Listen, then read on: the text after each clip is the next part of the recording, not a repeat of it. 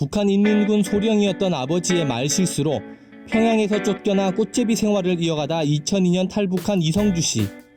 이 씨는 서울 노원구 광운대에서 열린 강연에서 과거 미국의 강압외교는 북핵 문제를 해결할 수 없었다고 지적했습니다.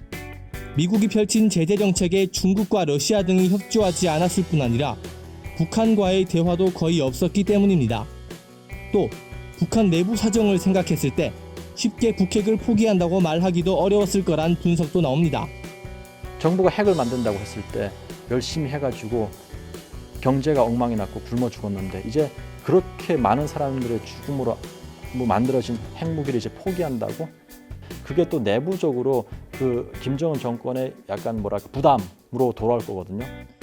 이 씨는 다가오는 북미 정상회담에선 북핵 폐기와 더불어 북한 인권 향상 또한 주요 안건으로 등장해야 한다고 주장했습니다.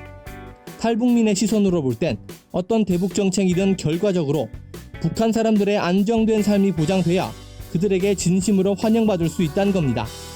그러니까 우리가 북핵을 이야기하고 북한의 변화를 이야기하는 건 결국은 사람들이 살만한 곳으로 북한을 좀 만들어 보자라는 거거든요.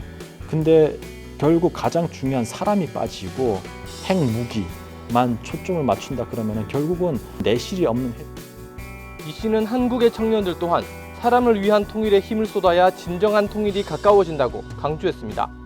많은 학자들이 이런 이야기해요. 통일이 되면은 남한의 좋은 기술과 북한의 값싼 노동력이 합치면은 경제 대붕을 일으킨다라고 이야기하는데 왜 값싼 노동이라고 이야기해요? 만약 우리가 그렇게 접근을 하잖아요. 그러면은 어떤 문제가 생기냐면은 나중에 1등 시민, 2등 시민이 생겨요.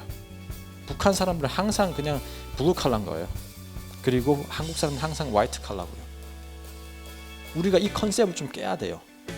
한국 사회에 지금 한 3만 2천 명의 탈북민들이 지금 전국에서 살고 있어요.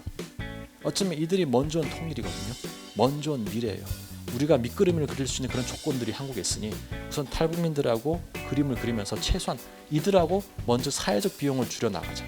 그리고 나가지고 여기서 배운 경험들을 가지고 나중에 통일될 때 접목을 시키면 훨씬 더 사회적 비용을 줄일 수가 있어요. 저는 사회적 비용이 없다고 말은 안 해요. 줄일 수 있습니다. 연합뉴스 TV 예. 조성음입니다.